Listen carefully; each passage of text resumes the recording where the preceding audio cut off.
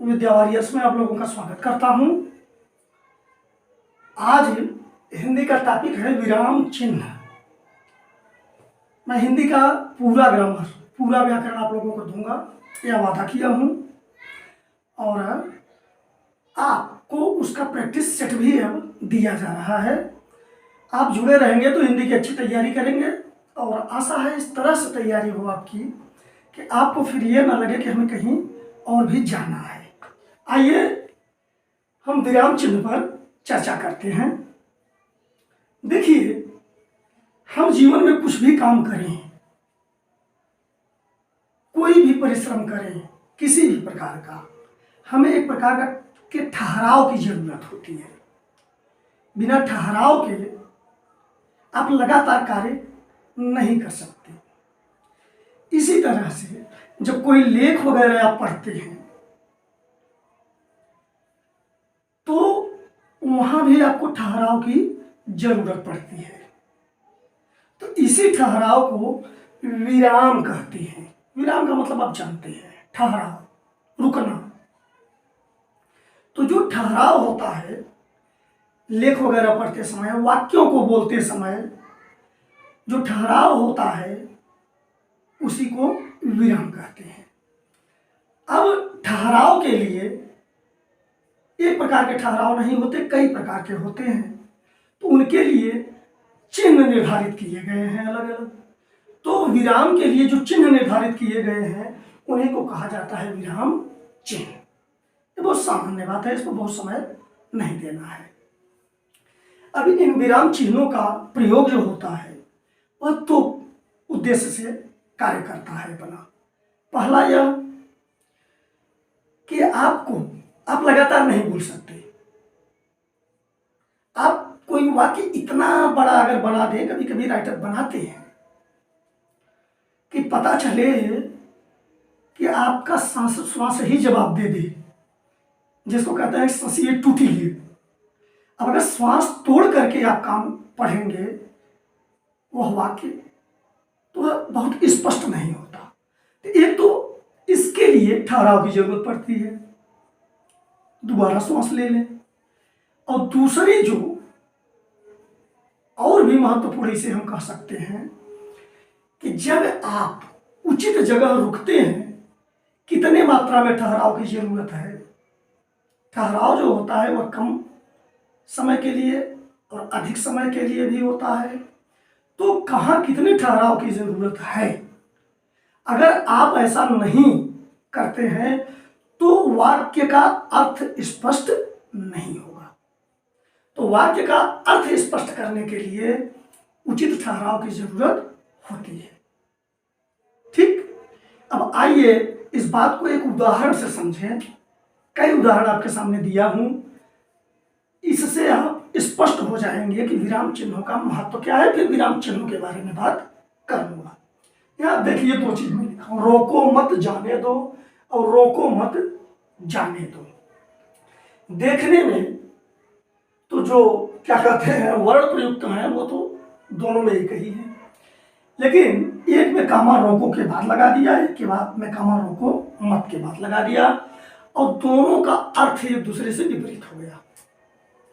इसे आप कहेंगे रोको मत जाने दो, यानी रोको मत जाने दो, और इसे आप कहेंगे रोको मत जाने दो। रोको मत जाने दो, जस्ट उल्टा अर्थ निकला इसका। अब आप समझिए जरा कि आप अगर उचित ठहराव नहीं करेंगे तो क्या जो अर्थ का संप्रेषण है वह आप कर पाएंगे? नहीं कर पाएंगे, और सुनने वाला उसका उल्टा समझेगा, विपरीत समझेगा और विपरीत कार्य कर बैठेगा। ठीक, ये केवल देख रहे हैं ना, अल्प विराम का कमाल है, या कामा जिसे आप कहते हैं। दूसरा उदाहरण से हम लेते हैं, वह आदमी सिर पर, अब जहां कामा लगाया हूं बेडब्बा, थोड़ा कामा का प्रयोग किया हूं, गलत प्रयोग किया हूं, ताकि आप समझ सकें कि गलत प्रयोग का क्या दुष्परिणाम होता है। वह आदमी सिर पर, टोपी पैर में, जूते मोजे मुंह पर, नकाब पहने आया। अगर ऐसे रुककर कोई बोल दे, आप कभी स्पष्ट अर्थ नहीं समझ पाएंगे कि जूते मोजे मुंह पर, गलत जगह रुका जा रहा है ना। और रुकना कैसे चाहिए? वो है आदमी सिर पर टोपी, यहाँ काम होना चाहिए टोपी पर, यानी यहाँ। पैर में जूते मोजे, मुंह पर नकाब पहने आया। यहाँ तो आप और भी लिख सकते हैं, मैं नहीं लिखा हूं, ज्यादा अधिक से अधिक कामा का प्रयोग दिखाने के लिए। तो यह है महत्व विराम चिन्हों का। अगला उदाहरण लेते हैं, आप देखेंगे, आप खुद पढ़िए और थोड़ा सा 1 सेकंड के लिए आप सोचिए कि मैं क्या लिखा हूं यहाँ। रूस यूक्रेन पर परमाणु बम गिराया। अगर न्यूज चैनल में यह आपको हेडिंग पढ़ने को मिले तो आप एक बार में एकदम पजल हो जाएंगे, अरे परमाणु बम गिरा दिया रूस ने यूक्रेन पर। जो थोड़ा कम समझते हैं इन चीजों को, भाषा को, उनके चिन्हों के, विराम चिन्हों के बारे में, और अक्सर देखने को आता है वो गलत समझकर हल्ला भी कर बैठते हैं, 10 लोगों को बता भी देंगे परमाणु बम गिराया रूस। लेकिन आप यहां देखिए प्रश्नवाचक चिन्ह दिया गया है, और टीवी चैनल वाले रोचक बनाने के लिए इसी तरह से देते हैं। इनको जो नहीं देखता वो गलत अर्थ निकाल लेता है। यानी ये एक तरह से आपसे पूछ रहे हैं चैनल वाले कि क्या रूस ने यूक्रेन पर परमाणु बम गिराया। यहां देखिए ये प्रश्नवाचक चिन्ह क्या अपने आप पैदा कर रहा है। जैसे आप बोलते हैं किसी से, कहते हैं ठीक हो, तो ठीक हो ये कोई स्वीकृति नहीं है, बल्कि ठीक हो प्रश्न कर रहे हैं आप। यानी इसको अगर आप लिखना चाहें तो ऐसे लिखेंगे, ठीक हो, ऐसे। और यही अगर पूर्ण विराम दे दें तो कंफर्म हो गया, बम गिरा दिया। ठीक। अब यहां 2 उदाहरण और दे दिया हूं आपको और बढ़िया स्पष्ट करने के लिए। क्या बात है, क्या बात है, दोनों तो एक ही जैसे हैं, लेकिन विराम चिन्ह आप देखिए, क्या बात है, यहां प्रश्नवाचक चिन्ह लगा दिया, और क्या बात है यहां विस्मय सूचक चिन्ह। अब इसका क्या अर्थ निकलेगा? इसको अगर आप बोलते हैं किसी से, कहते हैं क्या बात है, यानी आप पूछ रहे हैं कि बात क्या है, आप प्रश्न कर रहे हैं। और दूसरा वाला जब आप बोलते हैं कहते हैं क्या बात है, क्या बात है, यानी आप आश्चर्य व्यक्त कर रहे हैं। ठीक। आशा है अब विराम चिन्हों के का उपयोग क्यों किया जाता है इसको अच्छी तरह से समझ गए। अब हम विराम चिन्हों के बारे में आगे बढ़ेंगे। अल्प विराम, अल्प विराम और पूर्ण विराम, इन्हीं का प्रयोग लोग अधिकतर, वो भी अल्प विराम का तो कम ही, पूर्ण विराम का खूब जानते हैं प्रयोग। आइए इसको हम समझते हैं। अल्प विराम, अल्प विराम का मतलब होता है जहां मुझे थोड़ा सा रुकना पड़े, बिना रुके अर्थ स्पष्ट नहीं होता है। तो इनका प्रयोग अक्सर जैसे संज्ञाएं हो या विशेषण हो, कुछ भी हो, या थोड़े थोड़े वाक्य हो, वाक्य के भाग, ठीक, या वाक्य हो, अब उनको अलग करने के लिए हम इसका प्रयोग करते हैं। कई नियम है, जहां किंतु परंतु इसलिए आता है वहां भी इसका प्रयोग कर दिया जाता है। ठीक। तो आइए हम यहाँ समझ रहे हैं, जैसे मोहन सोहन, अब मोहन सोहन या काम, और रमेश, ठीक है, अंतिम वाले के जगह और का प्रयोग कर देते हैं। रमेश बाजार गए, उन्होंने कॉपी कलम और पेंसिल खरीदी। यहाँ जो प्रयोग किया हूं इनको आप देख के समझ लीजिए। दूसरा उदाहरण, उन्होंने कॉपी और कलम, अब कॉपी और कलम हम एक साथ कह गए, लेकिन यहाँ रुकना पड़ रहा है तो कामा का प्रयोग कर दिए। जूते और मोजे, बैट और बॉल खरीदी। ठीक। अब प्रयोग आप देख लीजिए किस तरह किया गया है।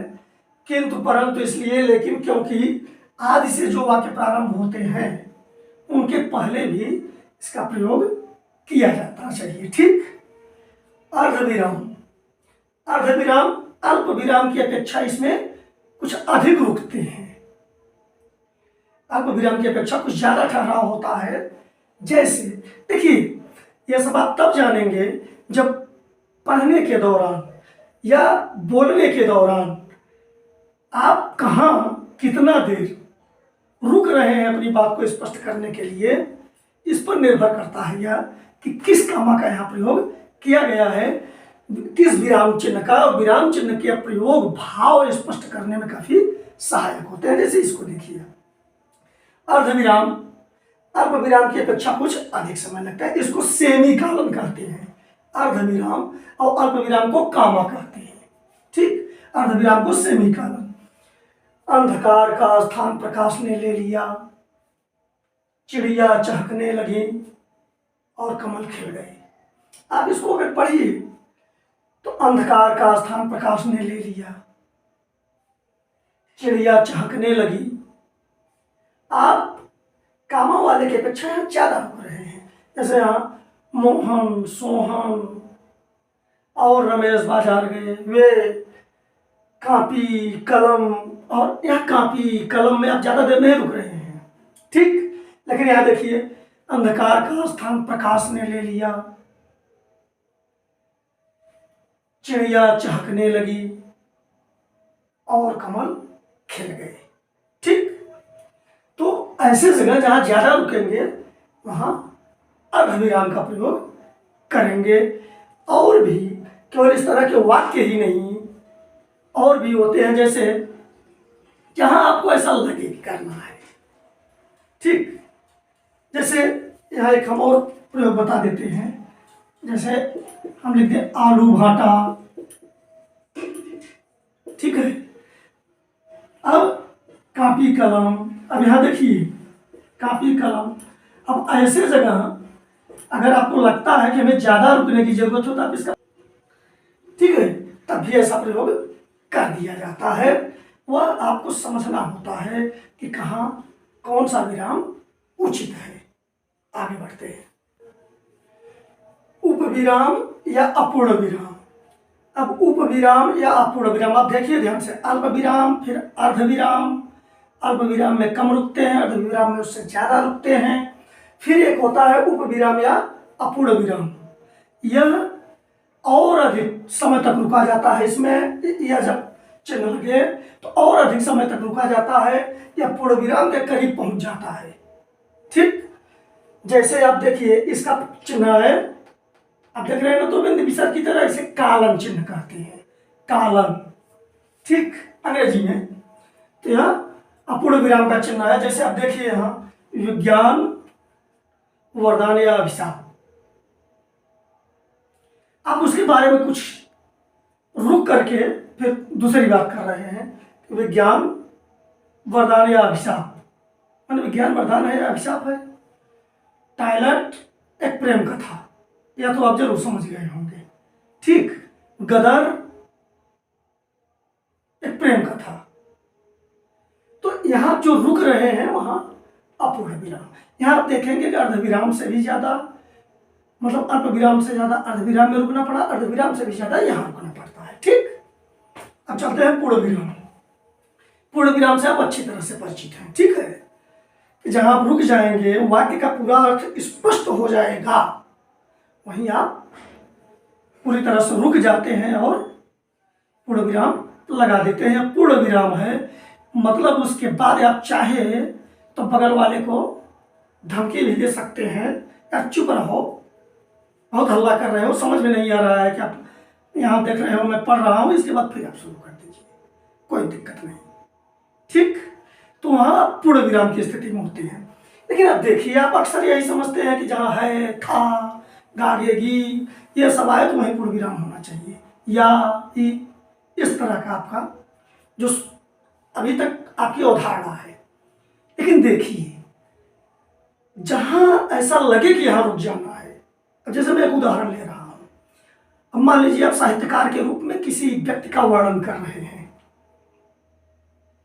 सुनहरे बाल, झील सी आंखें, आप ऐसे जगह भी पूर्ण विराम लगा सकते हैं। मनमोहक मुस्कान, उसकी सुंदरता तो देखने लायक थी। आप बिना है आए भी यहाँ पूर्ण विराम लगा सकते हैं। क्या? उसके सुनहले बाल, आप पूर्ण विराम लगा दीजिए, कोई दिक्कत नहीं है। तो ऐसे भी वाक्य आते हैं इस तरह के। जब आप अच्छे साहित्यकारों को पढ़ेंगे तो ये सब देखने को आपको मिलता है। आगे चलते हैं। आश्चर्य विस्मय आदि से चिन्ह। तो आश्चर्य विस्मय आदि इसका नाम है, तो यहाँ विस्मय आदि, केवल आश्चर्य की बात नहीं होती, विस्मय आदि, विस्मय और आदि कह दिया तो और भी भाव इसमें होते हैं। तो आश्चर्य और विस्मय के भाव तो होंगे ही। प्रसन्नता मतलब खुशी जहाँ व्यक्त की जाए, इच्छा, दुख, घृणा, पश्चाताप, इन सब का भी भाव जहाँ होता है वहाँ इस चिन्ह का प्रयोग किया जाता है। जैसे यहाँ देखिए, ओफ मुझसे भूल हो गई, एक पश्चाताप टाइप का है। ठीक, हे भगवान वह तो मर ही जाता, कितना सुंदर फूल है, यहाँ आश्चर्य व्यक्त किया गया। तो इस तरह से आप इनका प्रयोग कर सकते हैं। देखिए एक और प्रयोग किया जाता है, इनका संबोधन के रूप में भी प्रयोग कर दिया जाता है। जैसे किसी को पुकारने के लिए भी लोग प्रयोग करते हैं। हे राम, हे रे अरे भो, इसका पढ़ा दिया जाता है संबोधन में चिन्ह ना। तो जैसे हे मोहन, हे स्व कर देते हैं। लेकिन देखिए आजकल इसका प्रयोग न करके संबोधन में कामा से काम चलाते हैं, कामा का प्रयोग कर रहे हैं। जैसे हे मोहन, हे मोहन, आगे तुम बाजार क्यों नहीं गए। तो इससे भी संबोधन प्रकट करते हैं। ठीक, आगे बढ़ेंगे। हाँ, छठवां देखिए, अवतरण या उद्धरण चिन्ह। अवतरण या उद्धरण चिन्ह दो प्रकार के होते हैं, एकल अवतरण चिन्ह और युगल अवतरण चिन्ह। तो अब ये अवतरण या उद्धरण चिन्ह क्या है? जैसे किसी के द्वारा कही गई बात अगर हमको रखनी है, उद्धृत करना जिसे कहते हैं, ठीक, तो वहां अवतरण चिन्हों का प्रयोग किया जाता है। ये दो प्रकार के होते हैं। एकल अवतरण चिन्ह में देखिए यहां इसे कहते हैं सिंगल इन्वर्टेड कॉमा, जिसे आप 6-9 की तरह समझ सकते हैं। ठीक, इनका प्रयोग वहां किया जाता है जैसे कोई महत्वपूर्ण पुस्तक वगैरह है या कोई पद है जिससे संबंधित कोई बात आगे करने के लिए उसे विशेष बना दिया गया है, तो वहां हम उसे सिंगल इन्वर्ट कॉमा में रख देते हैं। जैसे उसने रामायण का अनुवाद हिंदी में किया, तो रामायण एक महत्वपूर्ण ग्रंथ है, तो इसको हमने इन्वर्टेड कॉमा में कर दिया। अब देखिए जैसे हम कहीं ग्रामर वगैरह व्याकरण का नियम पढ़ाने लगते हैं तो ये कह देते हैं कि इस वाक्य में से का प्रयोग किया जाता है। अब से का देखिए कैसे लिखा जाएगा। अगर हम ऐसे कर दें से का प्रयोग किया जाता है, बड़ा मजाक लगेगा यार। ठीक है, से का प्रयोग किया जाएगा। या कभी कभी आप प्रश्न देखेंगे परीक्षाओं में, एक छोटा सा कोई वाक्य का भाग दे देगा, कहेगा से आप क्या समझते हैं, तो उतने भाग को वह inverted comma, single inverted comma में बंद कर देता है। ठीक है, जैसे विज्ञान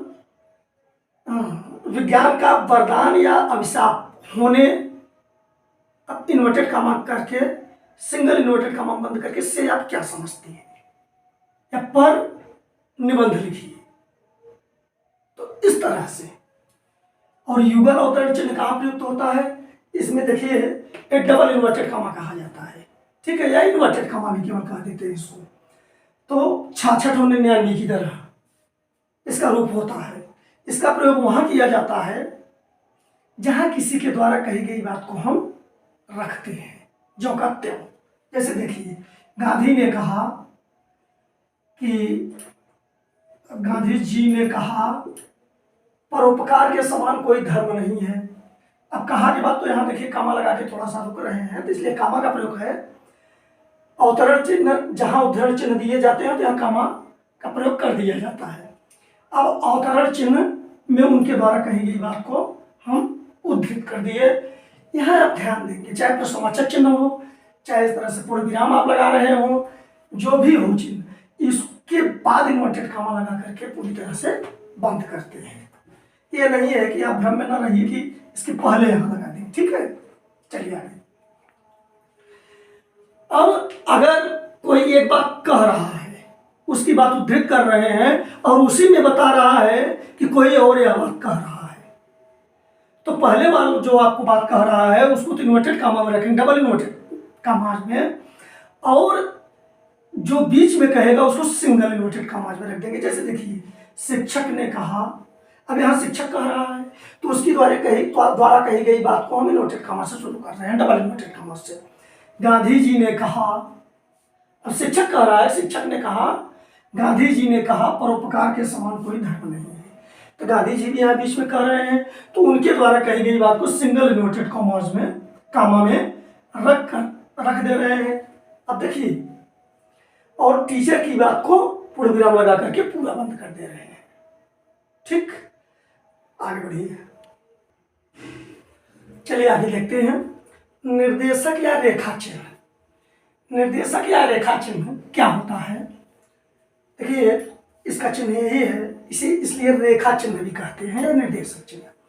इसका प्रयोग वहां करते हैं जब कोई चीज हम लिख रहे हैं और बीच में अब कुछ भाव उसके बारे में आ गया, कुछ और बताना पड़ रहा है, ठीक है, तब वहां इस चिन्ह का प्रयोग करके लिख देते हैं। अंग्रेजी राइटर इसका बहुत प्रयोग करते हैं। जैसे आप देखिए, हम यहाँ हिंट दे दिए हैं कि भाव प्रकाशन या व्याख्यात्मक पदों के पहले इसका प्रयोग होता है। अब देखिए उदाहरण, इस तरह से बीच में कैसे इसका प्रयोग किया जाता है वो आप देखिए। जैसे यही जीवन है, यही जीवन है, सुबह उठना, कोल्हू के बैल की तरह शाम तक लगे रहना, और क्या। आप ये देखिए, यही जीवन है कह करके उसके बारे में अब कुछ बताया जा रहा है कि सुबह उठना, कोल्हू के बैल की तरह शाम तक लगे रहना, और क्या। मैंने और कहा, फिर और के बारे में आगे वो बोला नहीं, ध्यान दीजिए, बल्कि और शब्द जो प्रयोग किया उसने, उसके लिए कह दिया और क्या। जैसे आप किसी से हालचाल पूछते हैं, और भाई क्या हालचाल है। अब कभी कभी लोग इस तरह भी कह देते हैं, क्या है और यार, नहीं ठीक है तबीयत, या मूड नहीं सही है, और क्या, स्कूल जा रहा हूं, और क्या।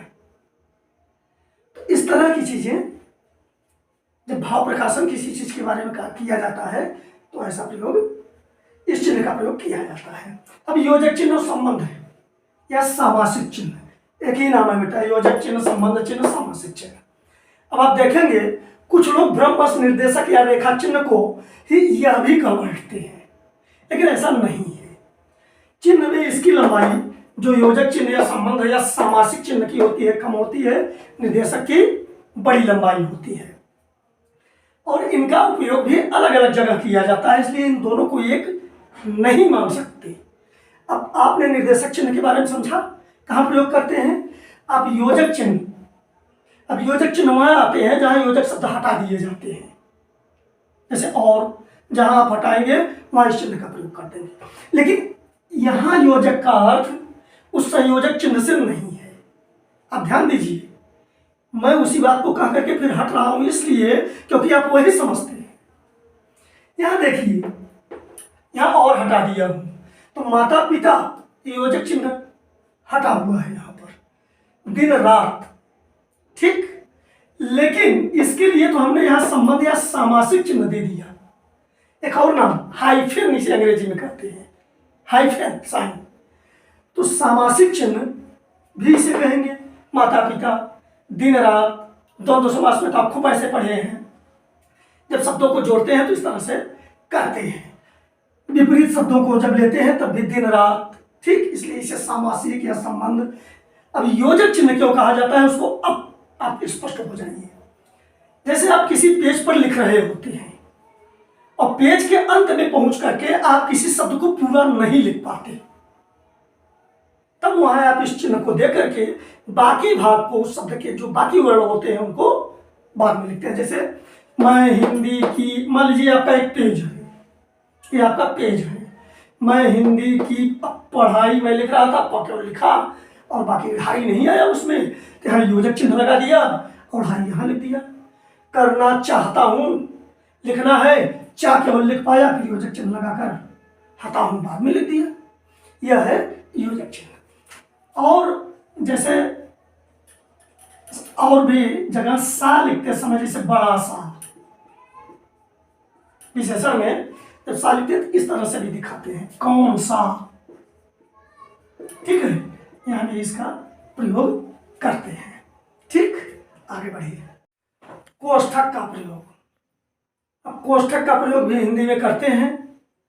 यहाँ देखिए गणित वाली बात नहीं चल रही है, यहाँ भी हिंदी भाषा की बात चल रही है, तो यहाँ भी इन 3 कोष्ठ का प्रयोग करते हैं।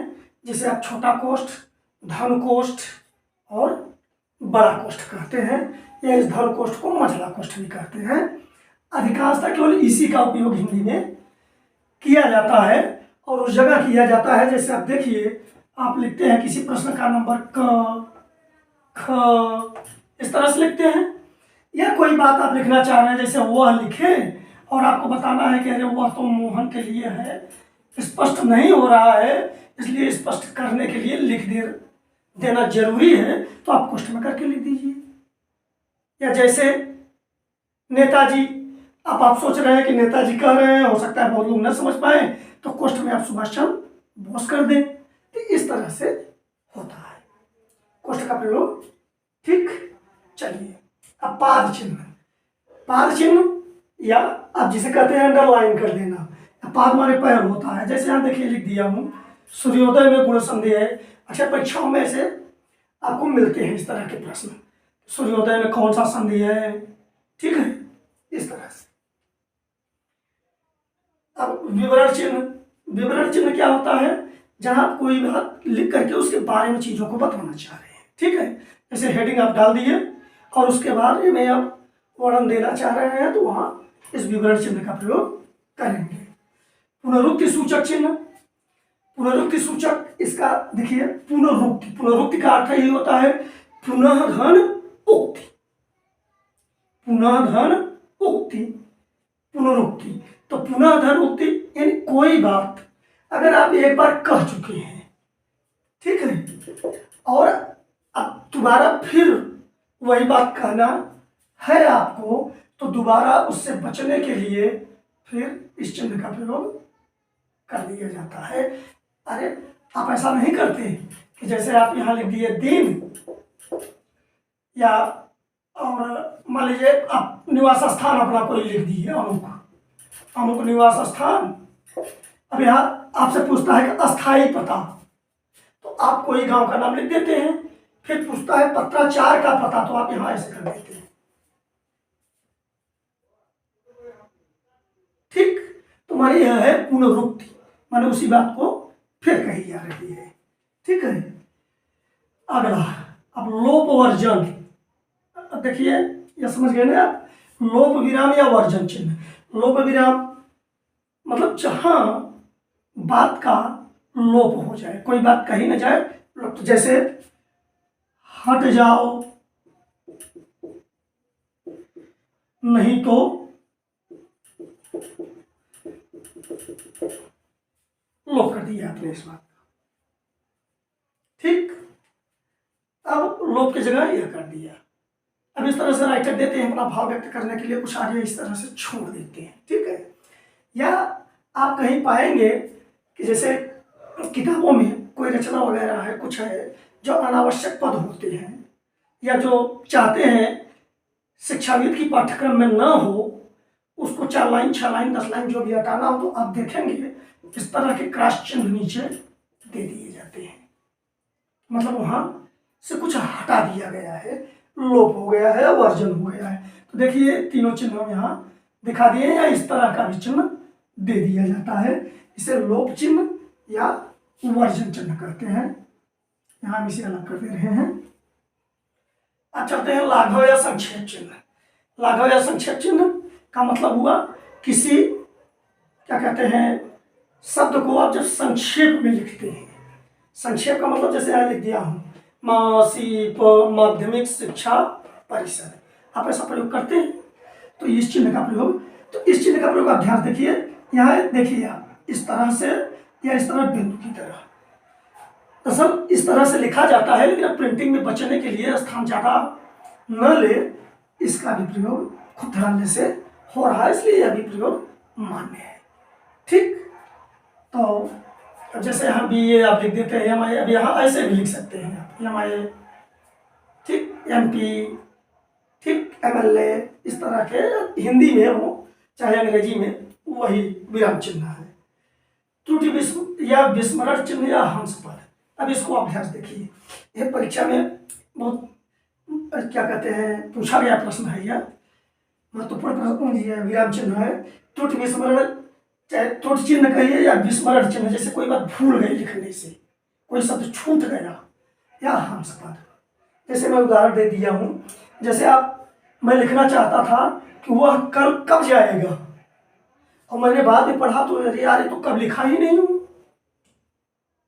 अब क्या करें, तो काट करके फिर से लिखें, नहीं, इससे बचने के लिए एक हंस पद दे दिया जाता है, इस तरह का चिन्ह, और इस कब को यहाँ लिख दिया जाएगा, जो भी छूटा पद रहेगा, बात कब की नहीं है, जो भी छूटा पद रहेगा वहां रख दिया जाएगा, या इस चिन्ह का प्रयोग करके इसको उस पेज में कहीं कोने में एक तरफ लिख दिया जाता है, या हाशिया बना लिया जाता है, मगर हाशिए पर लिख दिया जाता है, तो पढ़ने वाला देख लेता है कि वहाँ कुछ लिखा गया है क्या, और छूटा हुआ शब्द यहाँ है, वैसे अक्सर लोग यहीं लिख देते हैं। ठीक है, आगे बढ़िए।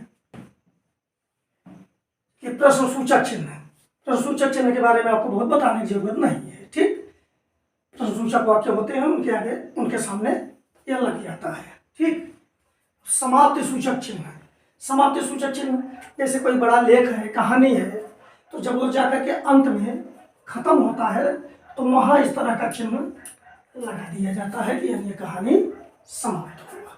ठीक है, जैसे यह वाला चिन्ह या यह भी लिख दिया जाता है। चलिए, टीका सूचक चिन्ह, इसको आप ध्यान दीजिए, आप कभी कभी देखते हैं लेकिन समझ नहीं पाते इसको।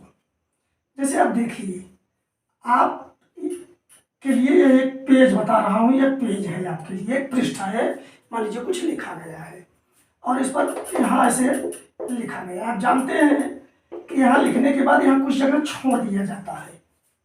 ठीक, इसे हम फुटनोट भी कहेंगे, यह टीका चिन्ह। अब यहाँ आप देखिए, अब जैसे यहाँ आप कोई शब्द लाए यहाँ और उसका बाद आप उसके बारे में कुछ कहना चाह रहे हैं और स्पष्ट करना चाहते हैं कि यह है क्या, तो यहाँ कोई भी शब्द हो, बात उस शब्द की नहीं है, तो यहाँ आप देखेंगे तारक चिन्ह लगा दिया जाता है, या यह चिन्ह लगा दिया जाए, या चिन्ह लगा दिया जाए, तो आप कभी कभी पढ़ते हैं तो देखते हैं चिन्ह लगा रहता है, तो आप जान लीजिए कि इसके बारे में यहाँ कोई टिप्पणी की गई है या कोई टीका किया गया है, यहाँ स्टार का चिन्ह दे करके और इसी शब्द के बारे में व्याख्या कर दी जाती है, इसी को फुटनोट कहा जाता है। ठीक, या टीका चिन्ह या टिप्पणी चिन्ह, इसके बारे में यहाँ बता दिया जाएगा, या मान लीजिए कोई भी शब्द हो तो यहाँ इस तरह से घेरे नहीं रहेगा, और लेकिन यह चिन्ह लग जाएगा और नीचे उसके बारे में समझा दिया जाएगा। ठीक, चलिए, तुल्यता सूचक चिन्ह, तुल्यता या समानता सूचक चिन्ह इसको कहते हैं, बहुत सारा चीज है जिसे आप बराबर का चिन्ह कहते हैं। ठीक, जैसे स बराबर चंद्रमा, इस तरह से प्रयोग करते हैं भाषा को भी लिखने में।